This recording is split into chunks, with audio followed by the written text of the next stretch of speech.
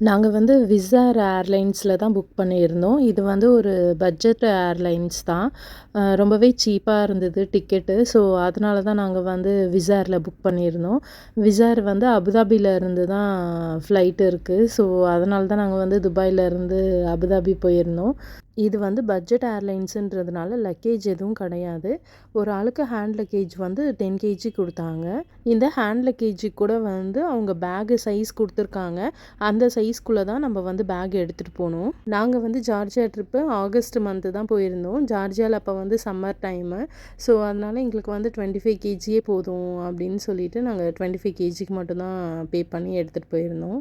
ஒரு ஆளுக்கு flight charge வந்து அப் அண்ட் டவுன் 585 திரம்ஸ் ஆச்சு எங்களுக்கு. நாங்கள் வந்து இது 20 டேஸ் முன்னாடி தான் புக் பண்ணோம். ஸோ, அதனால் எங்களுக்கு கொஞ்சம் கூட மேபி நம்ம வந்து இன்னும் ரொம்ப முன்னாடியே புக் பண்ணியிருந்தா நமக்கு வந்து இன்னுமே கம்மியாகும்.